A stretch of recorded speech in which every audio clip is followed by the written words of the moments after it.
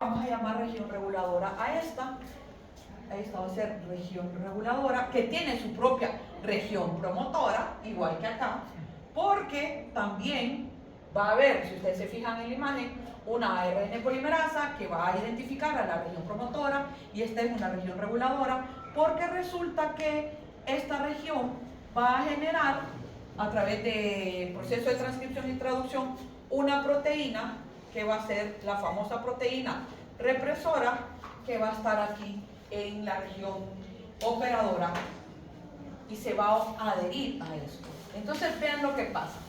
Esto en el medio de cultivo van a tener E. coli, por ejemplo. Y si no hay lactosa, entonces como no hay lactosa, la lactosa es desdoblada por una enzima que se llama lactasa. Ustedes saben que biológicamente, ¿quiénes todavía a estas alturas de su edad, bueno, más en la mía, porque tengo más edad que ustedes, toman leche entera y no les da diarrea?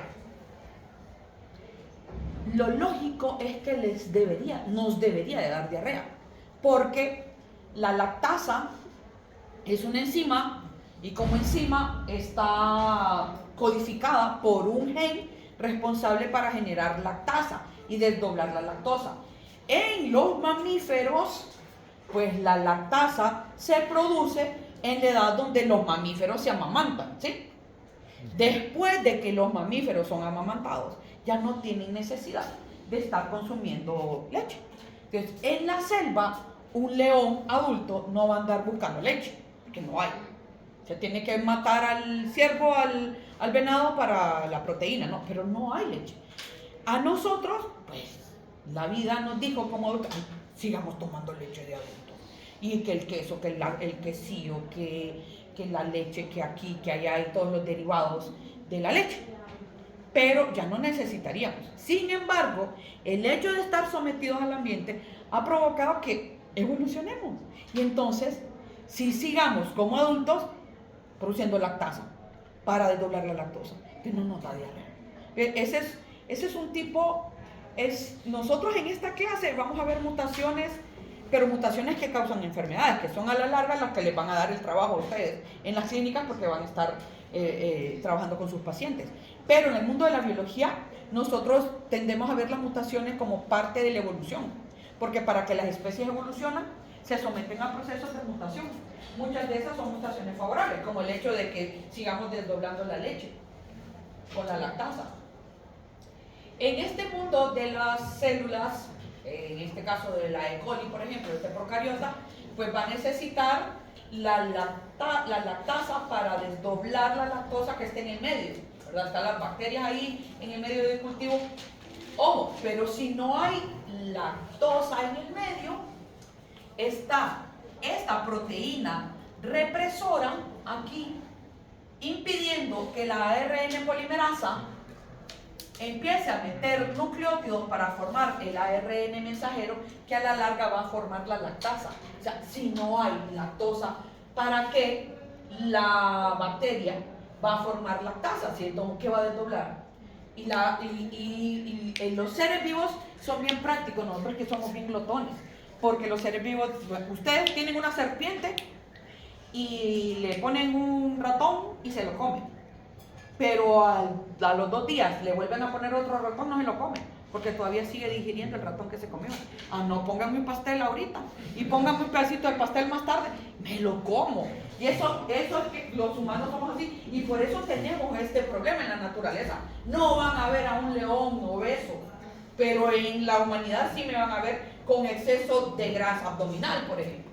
Pero entonces, vean, además que eso es gasto de energía. Entonces las bacterias dicen, ¿para qué voy a generar lactasa si de todo mundo tengo lactosa en el medio? Sería gasto de energía. Entonces, simple y sencillamente está la proteína represora ahí, impidiendo que la ARN polimerasa haga su proceso. Y esta proteína represora está también codificada y se genera en otra región no tan lejana, pero más o menos lejana, de la región estructural que va a generar la lactasa. Y se genera para que permanezca ahí. Le agregan lactosa al medio del cultivo. Si le agregan lactosa al medio del cultivo, resulta La lactosa, ella pobre, sin saber viene la lactosa y se une aquí. La lactosa es un disacárido y se une la pobrecita a la proteína represora y la separa. Actúa inhibiendo a esa proteína represora. Entonces viene la lactosa, al unirse aquí separa a la proteína represora y al separar a la proteína represora, la ARN polimerasa empieza a generar lactasa para desdoblarla a ella misma. O sea, ella, me desdoblé yo misma, pero era necesario para la vida de las bacterias. Eso ocurre, es una forma de regular en procariotas, pero, y eso lo van a ver en el laboratorio, van a ver el operon lactosa y van a ver el operon triptófano, de todos los operones que existen. Pero, en el caso de los eucariotas, el proceso es un poquito más complejo, porque los procesos de regulación en eucariotas ocurren a todo nivel. Durante la transcripción, cuando se está sintetizando el ARN, acuérdense, ¿se acuerdan cuando vieron transcripción que se sintetizaba ese ARN mensajero? Ya era el ARN maduro, ¿se acuerdan? Y que para que saliera del núcleo, primero se tuvieron que eliminar ¿a quiénes? A los intrones.' Además, para asegurar la estabilidad de la región que iba a ser después codificada para una proteína, se le agregó al extremo 5' a la proteína no, al ARN mensajero se le agregó en el carbono 5 ¿una qué? Un casquete, pero que se le llama caperuza o capucha de 7-metilguanosina, ¿verdad? Y al otro extremo, unas colas poliana, que son un montón de adeninas ahí que se agregan, y eso asegura la estabilidad de la región que va a codificar para una proteína. Eso es parte del proceso de regulación. Pero además, durante se está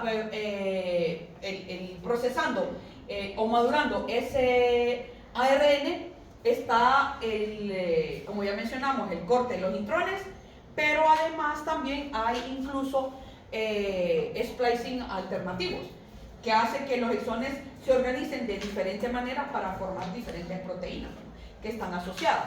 Pero luego también en la síntesis de proteínas también hay un proceso de regulación, o sea, está el ARN de transferencia agregando los aminoácidos que corresponden, el anticodón con el codón va agregando el aminoácido correspondiente de acuerdo a las reglas que dicta el código genético. Entonces, está agregando eso y de ahí hay que estabilizar esa secuencia polipeptídica agregando, ahora sí, el grupo a un extremo, ¿qué grupo? Amino, y al otro extremo, carboxilo. Y ahí está ocurriendo eso en los ribosomas. Pero recuerden de sus clases de biología médica o de ¿qué otra clase? Ay, cuando ven célula, no sé en qué otra clase. Histología o qué sé yo. Recuerden cuando ven esos organelos que cuando las proteínas se forman, esas cadenas polipeptídicas se forman en los ribosomas, ya sea en los ribosomas libres o en los ribosomas que están pegados en el retículo endoplasmático, tienen que irse para otro organelo. Y este organelo es, ahí se forman, y después de que se forman al aparato de Golgi. En el aparato de Golgi, ahí hay otro proceso de regulación, porque eso ya sería regulación post-traduccional, después de la traducción de la proteína, porque ahí es donde las proteínas se reorganizan y se pliegan para saber si esta proteína es primaria, secundaria, terciaria, cuaternaria y para dónde va a ir. Esta sí se va a quedar adentro de la célula o esta va a salir por las vesículas excretoras hacia afuera porque tienen que ir a funcionar a otra parte del cuerpo. También ocurre ese proceso durante la regulación en eucariotas. Pero en este caso también, aquí fíjense que tenemos, en la otra diapositiva creo que es. Entonces, si se fijan, es súper interesante el saber que hay una expresión que se puede dar en todas las etapas del desarrollo de los organismos, De hecho, ustedes que ya llevaron embriología, saben, por ejemplo, que durante el desarrollo embrionario hay unos genes activos que van a permitir la organogénesis de ese bebé que se está formando. Y que una vez que ya se formaron esas estructuras o lo que sea, ese gen simple y sencillamente se inactiva y ya. Es más, ustedes saben, punto para la mujer, cromosoma X tenemos 2, el hombre lo tiene 1. El X y es pegostito ahí, una cosilla ahí que lo importante que tiene el cromosoma Y es ese gen SRY que va a servir para la estructuración de todos de los órganos sexuales masculinos que los hacen macho, pecho, peludo, lomo, plateado y barba de leña, no ni nada. Y eso es lo que va a permitir que el macho sea macho, biológicamente hablando, ¿verdad? Entonces, como nosotros tenemos 2 cromosomas X, ¿qué hacemos con eso? Lo necesitamos durante el desarrollo embrionario, pero ¿qué hacemos después con ese relajo de genes que están ahí? Inactivamos. Entonces, simple y sencillamente, ese cromosoma X queda inactivado. Es parte de la regulación. Y queda inactivado para que el hombre no se sienta mal. Y entonces, como tiene aquel pegostito de Y, nosotros inactivamos el otro cromosoma X para compensar. Y entonces, lo que vemos en el microscopio son los corpúsculos de Barr, que es un cromosoma X inactivado. Y está como corpúsculo de Barr. Y el varón tiene su Y, la mujer solo tiene el X y el corpúsculo de Barr. Entonces todos esos genes se inactivan porque no van a ser necesarios.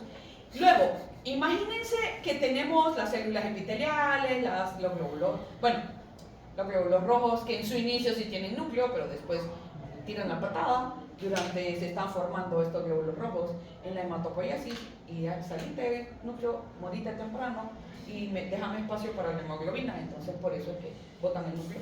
Están las células, de estas tengo un montón en la región abdominal, las células de grasa, los enterocitos en el intestino, las células cardíacas en el corazón, los blastocistos que se están formando y que van a dar lugar a un nuevo ser vivo, las neuronas.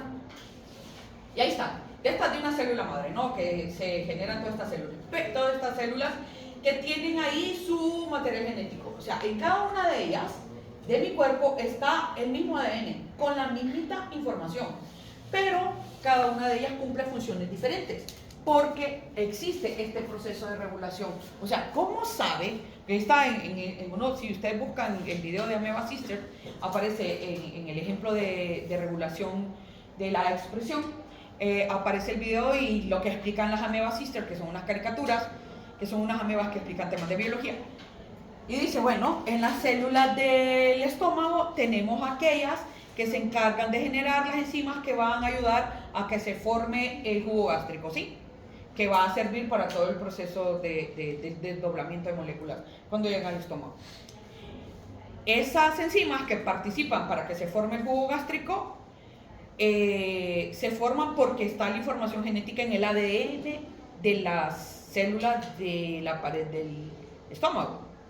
Y en la retina del ojo, pues están el mismo ADN que está en las células del estómago, con la mismita información genética, pero en el ojo no formamos jugo gástrico, porque si formáramos jugo gástrico en el ojo, se imaginan, les aparece ahí el video como fuego en los ojos, no se puede. Aquí está inactivado y aquí está activado.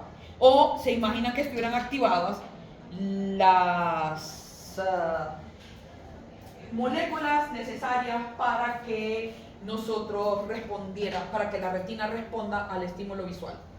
Ahí con los conos y bastones. Que estuviera activada aquí. ¿Se imaginan nosotros formándose una imagen en la región occipital del bolo alimenticio que llega? ¡Ah!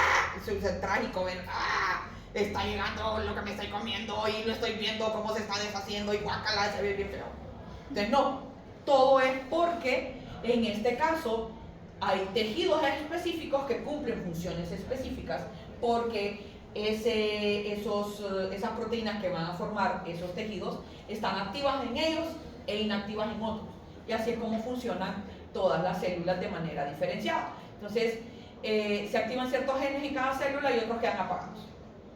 Por eso es que es altamente específica por tipo de tejido. Y vamos a decir que un gen está encendido cuando ocurre este proceso. Un gen está apagado cuando no ocurre este proceso y no se forman las proteínas necesarias. De esa manera podemos tener dos tipos de genes, los constitutivos, o se les llama también housekeeping, porque son los de mantenimiento. O sea, estos genes en la célula, cualquiera que sea la célula del cuerpo, estos genes siempre van a estar encendidos y siempre van a estar produciendo cualquier proteína, llámese enzima, proteína estructural, lo que sea, que es necesaria para que la célula siempre se mantenga activa y siempre esté funcionando.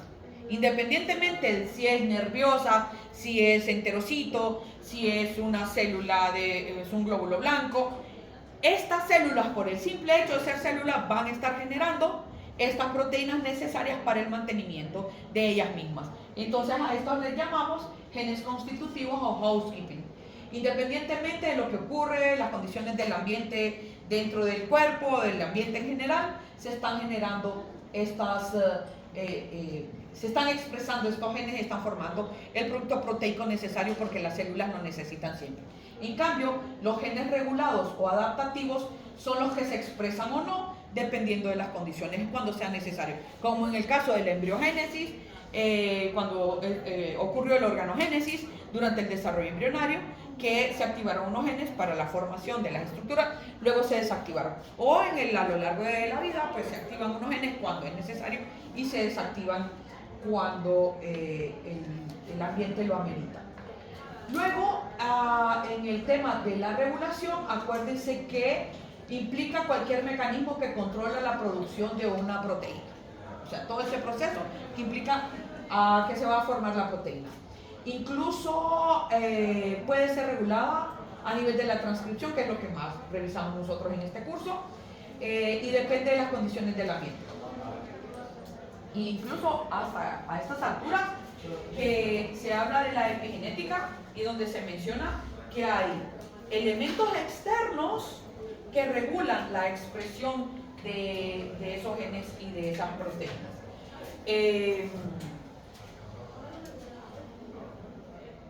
Yo a mis alumnos les menciono a este señor que les digo, se los menciono nada más, pero les digo no lo lean porque la comunidad científica dice que este señor está loco. Se llama Bruce Lipton. Y entonces dice que es pseudociencia o que no sé qué, porque el señor dice que los profesores de biología que le damos clase a los estudiantes de medicina y a los mismos estudiantes de biología estamos enseñando mal, porque estamos enfrascados en hablar del ADN desde Watson y Crick y se nos olvida que lo importante es las proteínas que están afuera del ADN, las proteínas histónicas y no histónicas que están alrededor, porque a la hora de la hora el ADN puede estar intacto y si ocurre mutación muchas veces es por las cosas que vienen de afuera de la molécula del ADN. Y él hace la analogía de la molécula del ADN con las proteínas externas al ADN que están pegadas, como las histonas, o proteínas histónicas que están pegadas, que regulan todo lo que le puede pasar al ADN de adentro, pero como Watson y Crick, cuando descifraron cómo era el modelo y todo, hemos estado enfrascados en eso. Y él hace la analogía de que esto es como la piel. Recuerden que muchos de los que mueren por quemaduras en los hospitales es precisamente por las bacterias y los patógenos oportunistas porque han perdido esta capa protectora. Entonces entran como Pedro por su casa al interior del cuerpo y ocurre el caos que ocurre. Entonces la piel es importantísima porque es como una barrera que regula. Entonces él dice, esas proteínas fuera del ADN son las que regulan. Entonces vienen a estímulos epigenéticos, o sea, fuera del ADN, que provocan o no cambios en ese ADN. Uno de los ejemplos que vamos a ver más adelante ahí es los grupos metilos que se agregan a esas proteínas histónicas y no histónicas y que eso provoca que el gen que se tiene que expresar se exprese o no se exprese y ahí vienen otros problemas. Y ahí entonces nosotros vemos incluso que cuando ese ADN en los cromosomas está bien empaquetado, por ejemplo, en las regiones donde está más empaquetado, ¿se acuerdan que hay unas regiones de ADN bien empaquetadas y otras que están como más libres? Y cuando vemos, no en los cromosomas, sino en ese ADN en forma de cromatina, esas regiones que se ven bien empaquetadas, ¿cómo se llama? ¿Se acuerdan? Los telómeros están a las orillas, pero si están bien empaquetadas, ¿qué dijo? Heterocromatina.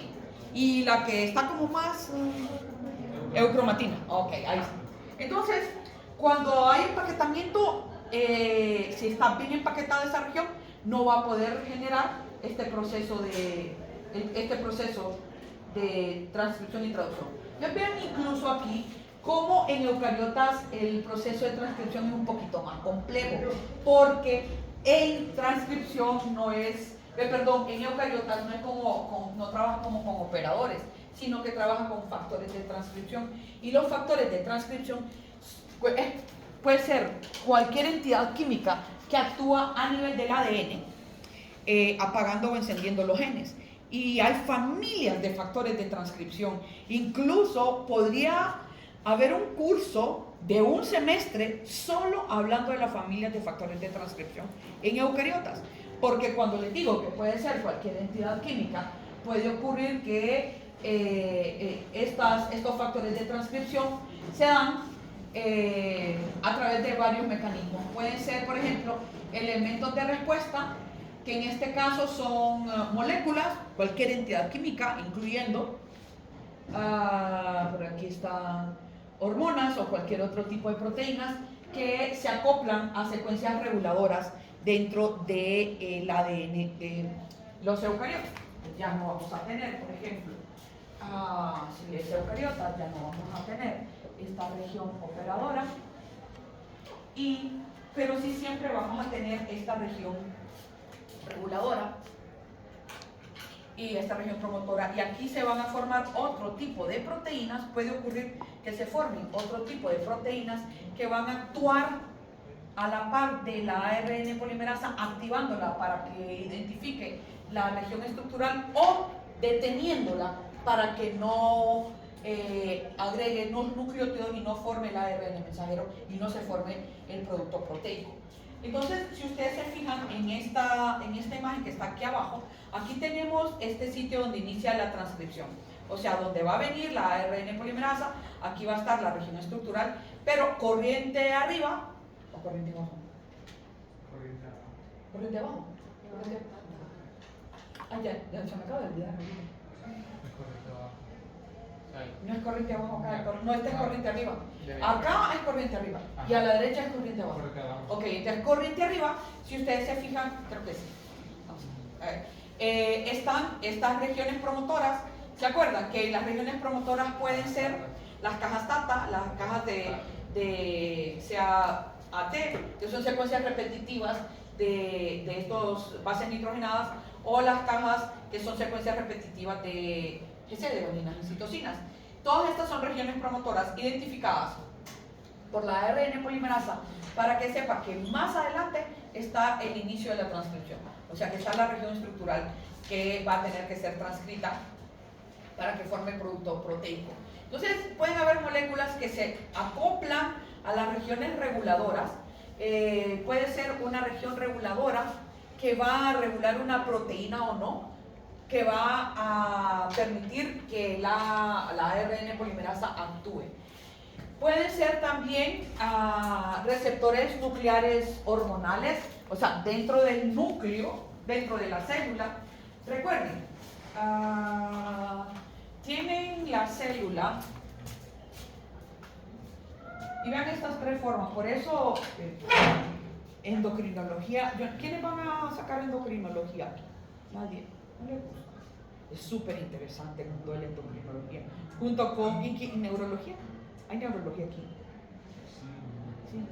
Es súper interesante, o sea, esas dos áreas. Pero, incluso se complementan. Imagínense la célula, esta es la membrana con los lípidos, aquí. Y entonces, aquí está el núcleo. Y aquí adentro del núcleo está la molécula del ADN. La voy a poner así, aunque está en forma de cromatina, por ejemplo, puede estar.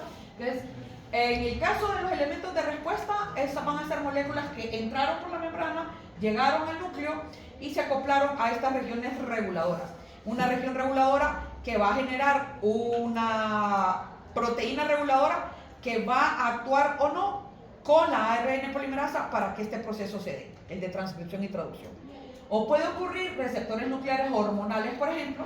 Entonces, ¿se acuerdan que está la proteína de membrana, que es una proteína receptora, aquí está el ligando, que en este caso el ligando es una hormona, y esa hormona, que también actúa como factores de transcripción, en este caso la hormona se incorpora al interior de la célula y actúa directamente como factor de transcripción sobre una región que puede ser una región reguladora o puede ser incluso, sobre todo en las regiones reguladoras que ocurre, y esa hormona va a impedir o va a provocar que se forme un producto proteico. Entonces, por eso las hormonas son importantes para el funcionamiento normal de las células.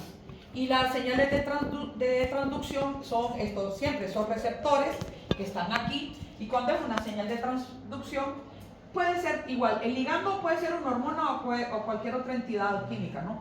Y aquí está la proteína receptora, pero cuando se habla de transducción se acopla y luego aquí hay otra proteína, que es la proteína G, y por efecto de cascada aquí hay un pseudomensajero y se incorpora, se acopla, se forman procesos metabólicos que a la larga van a ir a dar a la región del ADN como factores de transcripción. Entonces esos factores de transcripción pueden actuar en la región reguladora o pueden actuar también en la región promotora,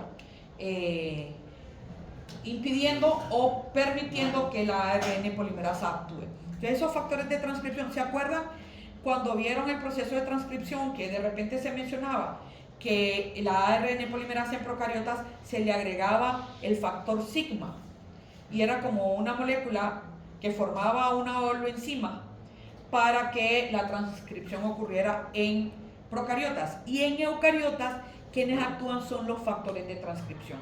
Entonces estos factores de transcripción, recuerden, pueden actuar sobre la región reguladora o pueden actuar incluso sobre la región promotora de ese ADN para evitar o permitir que la ARN polimerasa actúe. Aquí es donde hace falta, bueno, los promotores pueden ser estos grupos que les dije, lo de las cajas TATA y las secuencias de guanina y de citosina. Y pueden estar en posición cis y posición trans. ¿Qué significa posición cis y posición trans?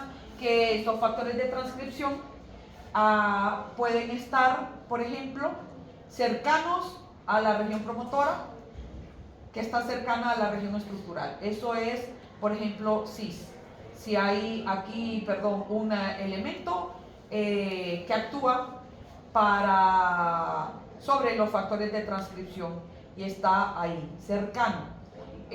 Pueden ser regiones incluso de ADN que se conocen como enhancers o activadores, o pueden ser también silenciadores, o sea que evitan que la transcripción se dé. Y cuando están en trans es así. Por ejemplo, puede ser un enhancer aquí, esto sería en trans.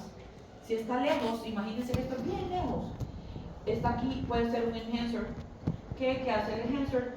Se va a unir a la región promotora de acá para ayudar a la ARN polimerasa a que empiece su trabajo de transcripción y traducción. Entonces, esas son activadores, son secuencias de ADN que se acoplan a la región promotora para ayudarle a la ARN polimerasa. O pueden ser silenciadores que se van a unir. Si están lejos, van a ser en posición trans. Pero si están cerquita, son secuencias que están cerquita, van a ser en posición cis. Bueno.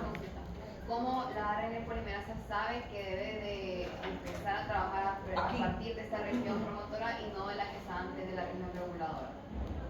Esta ARN polimerasa. Ajá, ¿cómo sabe? Porque identifica, bueno, químicamente lo que identifica es un tipo de, en procariotas están las secuencias que se llaman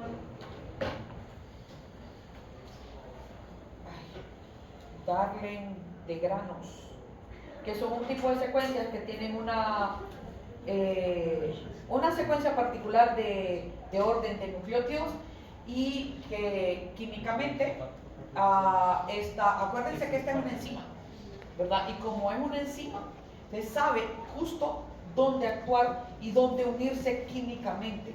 Exactamente no sé lo tan inteligente que es, porque hay una ARN polimerasa que va a identificar a esta región promotora de la región estructural y hay otra ARN polimerasa que va a identificar a la región promotora, que va a permitir que entonces se forme el mismo proceso, solo que lo que va a ocurrir aquí es una proteína reguladora que va a actuar sobre,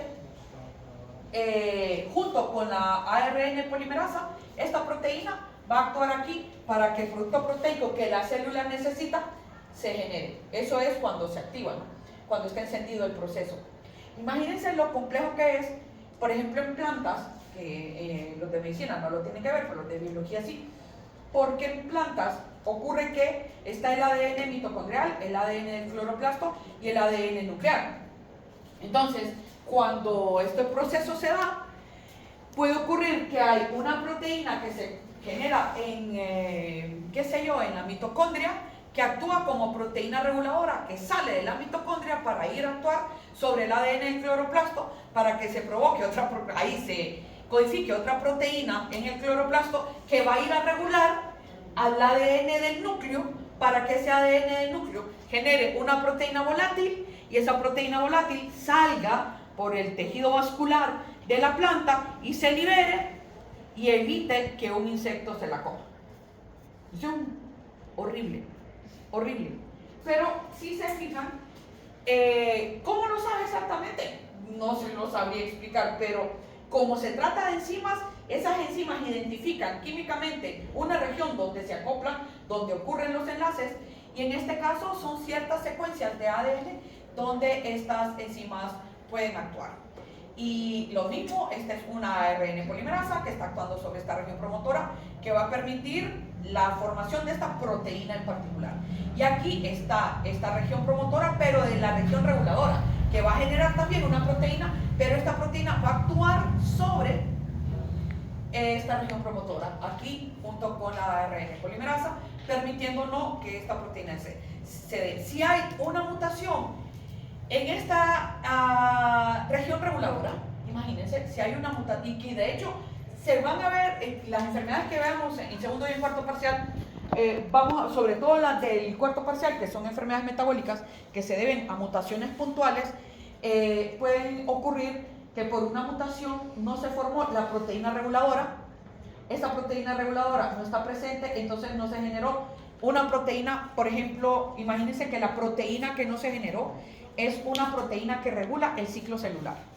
Entonces, una proteína que regula el ciclo celular implica que, ¿se acuerdan que en el ciclo celular nosotros tenemos, eso en qué lo ven? En embrio?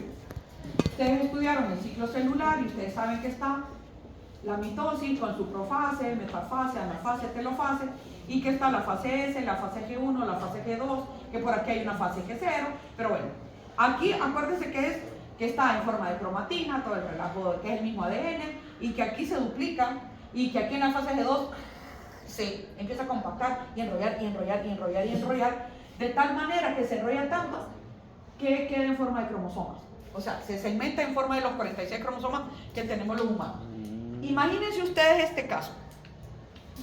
Está una proteína que se tiene que codificar o se tiene que expresar a partir de la región reguladora para una secuencia del ADN, y esta proteína reguladora esta secuencia sufre una mutación, esta proteína se da defectuosa, no participa aquí, no se forma una proteína que va a actuar regulando el ciclo celular.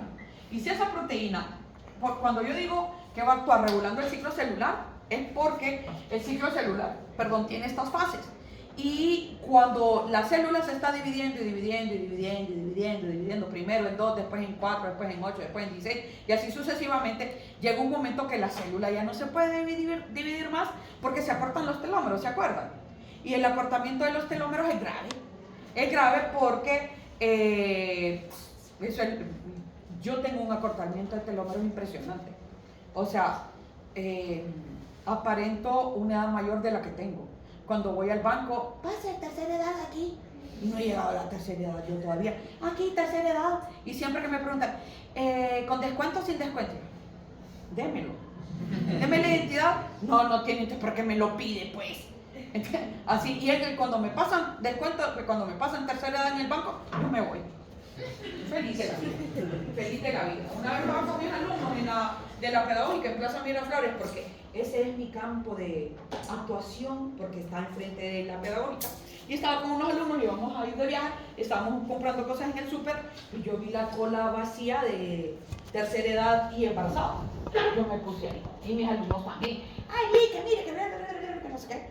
Y en eso vino la muchacha y dijo, tercera edad y personas con discapacidad o personas embarazadas. Y entonces los alumnos me fueron. Yo me quedé y ellos, yo, shh. Pero obviamente ellos ya sabían cuál era. Y entonces yo llegué, miren, desapercibida. La pobre muchacha de caja no sabía si yo era embarazada o era de tercera edad o era de tercera edad embarazada. Pero me dejó ahí y la señora decía, ay sí, verdad, es que estos muchachos no lo respetan a uno. Ay sí, verdad que no lo respetan a uno, no, sí. Y yo ya me doy la tercera edad y aprovecho esa situación. Entonces imagínense que hay una proteína que va a regular este ciclo celular, porque este ciclo celular debe de ser regulado para que las células se dividan y lleguen a un límite. Cuando llegan al límite que se conoce como límite de Hayflick, las células ya no pueden más dividirse, están muy acortados los telómeros y entonces eso va a generar problemas. Entonces la célula dice, ok, niños, entre ellos en todos los organelos aquí, matémonos. Y miren, se hace el harakiri, que se llama apoptosis, y empiezan a generarse las enzimas y a deshacerse todos los organelos, porque ¿sabes qué? Ya no puede funcionar.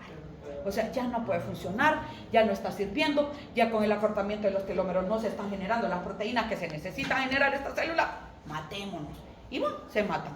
Pero imagínense que para que eso ocurra de manera normal, hay una proteína que se generó producto de que estaba esta proteína reguladora, permitió que se diera el proceso, se generó la proteína, esta proteína actuó sobre el ciclo celular y permitió que la harakiri, la apoptosis, se muriera la célula, no hay problema. Hubo problema con la proteína reguladora, no se generó la proteína que va a actuar sobre el ciclo celular y no hay quien la detenga. Y empieza la célula y se divide, y se divide, y se divide, y se sigue dividiendo, y se sigue dividiendo, pum, tumor, y le llamamos cáncer. Así de sencillo. Entonces ven cómo es de importante que todo este proceso funcione bien. Gracias a Dios, para el estudiante de medicina, esa es una preocupación menos.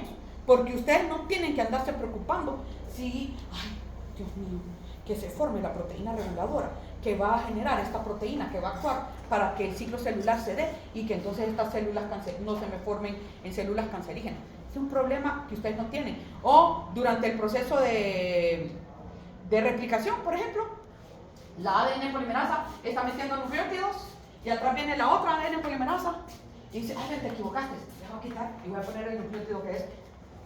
Este es un problema menos para ustedes, porque no tienen, ay, la ADN polimerasa estará arreglando los nucleótidos malos, ay, me pasará esto. No, se quitan esa preocupación, ustedes ya no tienen que preocuparse por eso. Entonces ven cómo es importante la forma en la que ocurre ese proceso de regulación de estas proteínas. Entonces incluso hay proteínas encargadas, o sea, grupos de proteínas, creo que no lo vemos en la teoría porque se lo explican en el laboratorio. Cuando hablamos de ciclo celular y la regulación del ciclo celular, ahí se mencionan algunos tipos de proteínas. Por ejemplo, el guardián del genoma humano es la P53, que no sé si me imagino que han oído hablar de la P53, porque ese está ahí siempre para regular el ciclo y que entonces se tenga que morir la célula cuando se tiene que morir. Y entonces está ahí presente y está como guardiana.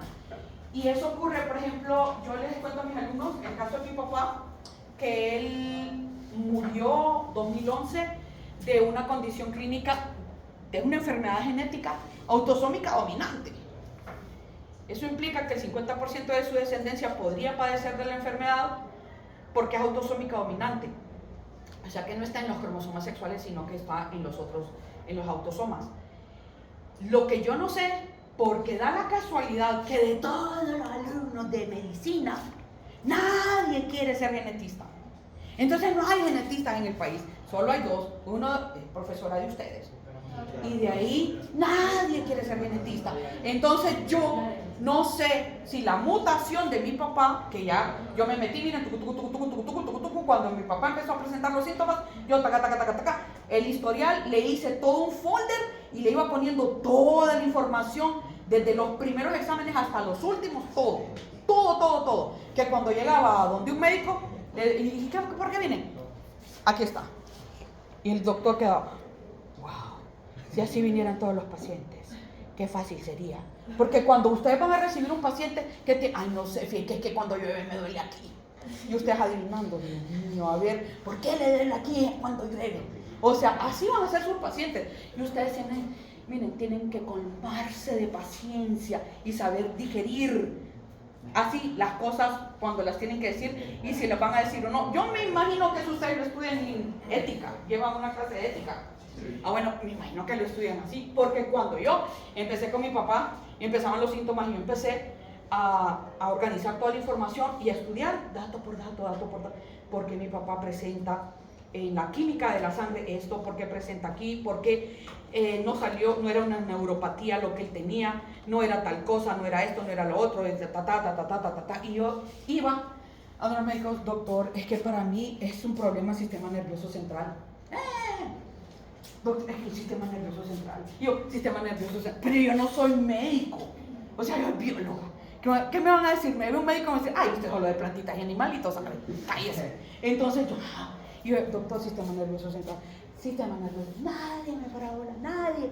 Hasta que llegué, cuando ya mi papá estaba en las últimas, porque había perdido control de esfínteres y no podía caminar, porque él perdía el equilibrio y iba así, y por eso decía yo, sistema nervioso central, perdió el equilibrio, hasta sentado se deslizaba así, no podía caminar, ya estaba en silla de ruedas, había perdido control de esfínteres y encima se había descompensado una vez porque vomitó, no paraba el vómito. Por eso los médicos decían que era sistema digestivo.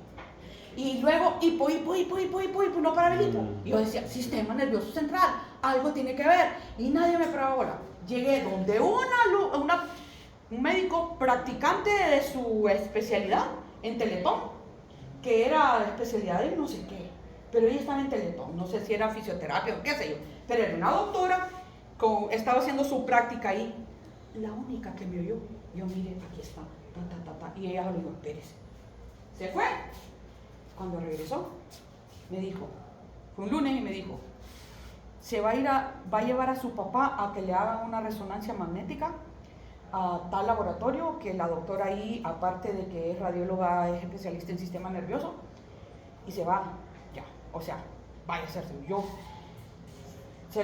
fui un lunes a Teletón, le hice el estudio, la resonancia el miércoles, el viernes me estaban dando los resultados. Cuando yo llegué, me dio la secretaria y me dijo, ¿usted qué es de él? La hija. Y entonces me dijo, la doctora quiere hablar con usted. Abro, hemangioblastoma cerebeloso.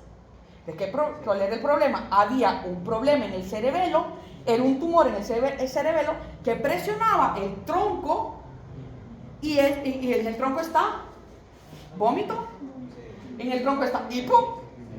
Entonces yo decía, sistema nervioso, pero nadie me paraba bola. Entonces cuando yo voy y ya veo hemangioblastoma cerebeloso y empiezo otra vez a hacer la investigación, a leer por aquí por allá, ¡pum! Síndrome de von Hippel-Lindau. Es una enfermedad genética producto de una mutación en el cromosoma 3, en el brazo corto, de no sé qué. Cuando llego donde el neurocirujano, porque inmediatamente el viernes con hemangioblastoma cerebeloso y presenta una hidrocefalia porque el tumor está presionando y el líquido cefalorraquídeo no fluye. Entonces su papá o se opera ya y le ponen una válvula de derivación o se muere porque el líquido cefalorraquídeo le está provocando esa hidrocefalia, que obviamente la cabeza no está allá porque ya están funcionadas las articulaciones en el cerebro, en el cráneo. Se somete a la cirugía, primero se le hace la cirugía para la válvula de derivación y después se le hace la craniotomía. La craniotomía solo sirvió para sacar una muestra, para verificar si era cáncer o no era cáncer, pero no era síndrome de von Hippel-Lindau, que funciona como cáncer, pero no es cáncer, porque es un crecimiento anormal de la célula. Y cuando le digo al doctor, el neurocirujano, mi papá tiene síndrome de von Hippel-Lindau. ¿Cómo sabe? El doctor no me iba a decir, pues, porque la pregunta era, ¿y para qué saber o no?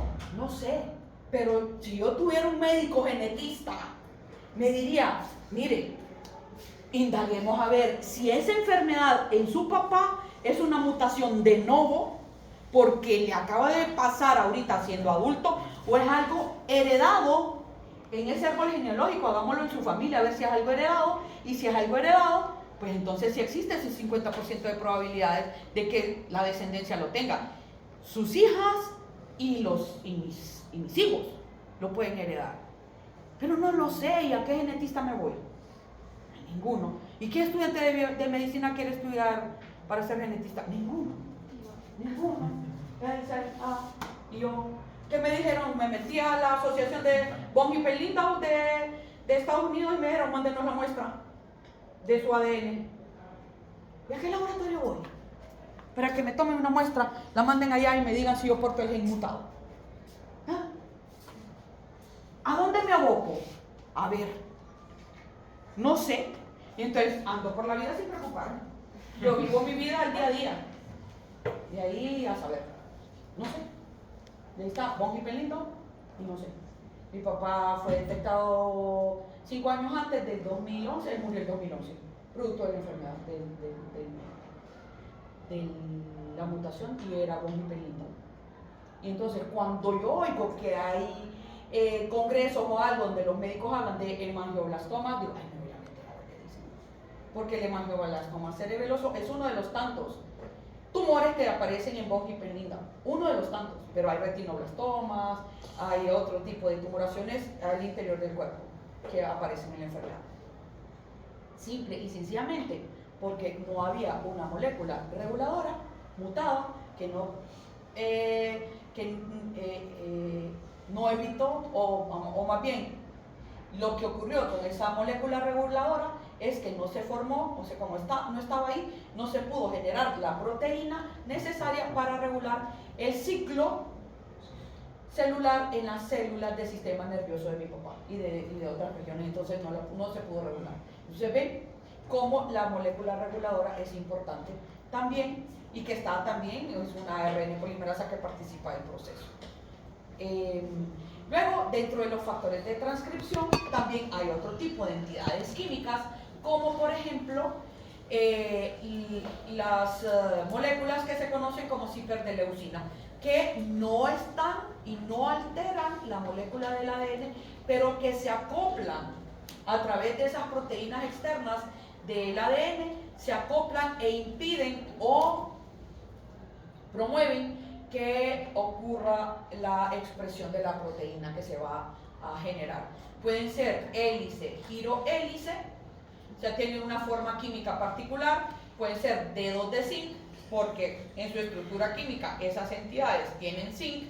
Pueden ser cipers de leucina, porque en su estructura química tienen leucina. O pueden ser hélice, bucle, hélice, por la estructura en la que las moléculas que la forman a esa entidad química están organizadas. Entonces, estos 4 tipos de proteínas actúan sobre el ADN sin alterarlo, o sea, no cambian nada del ADN, solo actúan ahí, se acoplan químicamente para impedir o permitir que la ARN polimerasa identifique la región promotora y ocurra todo este proceso. Eso es parte también de los factores de transcripción. Como les decía, ya habíamos mencionado, están estos potenciadores o enhancers que se encuentran bastante, pueden estar corriente arriba, bastante lejos, y se van a acoplar a la región promotora, permitiendo o impidiendo que la ARN polimerasa identifique el sitio de transcripción y forme el ARN mensajero. Igual los silenciadores lo que van a hacer es detener el proceso para que no se forme esa proteína por X o Y razón. Y los activadores pues van a permitir que el proceso de transcripción y traducción se dé. Y luego los coactivadores que van a actuar junto, o sea, el coactivador se puede estar la proteína reguladora, pero esta proteína reguladora no va a actuar si no tiene un coactivador, que es otra molécula que se va a unir a la proteína reguladora para que ésta sí actúe entonces sobre la región promotora y la ARN polimerasa pueda hacer lo suyo y presentar la síntesis de generar la síntesis de la proteína. Entonces, estos también actúan como factores transcripcionales. Nosotros en este curso solo los mencionamos de manera general, que es un factor transcripcional en eucariotas, porque en eucariotas es donde actúan, porque hay familias de factores transcripcionales que tienen su especialidad, o sea, actúan de esta u de otra manera, pero y no nos queda tiempo para ver todos estos procesos. Luego también tenemos que el control de este proceso, desde la región estructural formando el ARN mensajero y la proteína, puede ser mediado por ARN. O sea que hay otros tipos de ARN, no solo el ARN de transferencia, el ARN mensajero o el ARN ribosomal, sino que hay otros tipos de ARN como el interferentes pequeños, que en I can talk Washington 2 es SI, es Small Interfering RNA, ahí. Y este es un ARN que lo que hace es que degrada al ARN mensajero, lo degrada. O sea, porque ahí este ARN interferente pequeño, Small Interfering, lo que hace es que trabaja a la par de ribonucleasas que deshacen ARN. Entonces lo degrada. Y el ARN, o el microARN, este es importante porque lo que hace es que se une al ARN mensajero y bloquea el proceso de traducción. Ya ese ARN mensajero no puede ser leído en los ribosomas porque tiene un microARN ahí agregado al ARN mensajero, y eso impide entonces que los ribosomas lean la secuencia de nucleótidos, y ya entonces el ARN de transferencia no va a agregar a los aminoácidos. De hecho, recuerdan, el año pasado el premio Nobel de Fisiología y Medicina fue ganado por bioquímicos que fueron los que antes habían descrito la función del microARN, y por eso ganaron el premio Nobel el año pasado, aunque fue un tema. O sea, nosotros ya hablábamos de microARN antes de que ganaran el premio Nobel, porque ellos lo describieron hace años, pero ahorita fue que les dieron el crédito, porque ellos describieron cómo el microARN, o sea, cómo ocurre el proceso metabólico para que el microARN bloquee el proceso de traducción. Entonces recuerden, el ARN SI lo que hace es que degrada, y el ARN, el microARN, lo que hace es que bloquea. No lo degrada, pero lo bloquea. Y ya, colorín colorado, este cuento se acabó. Entonces, nosotros el miércoles se empieza mutaciones, ¿verdad?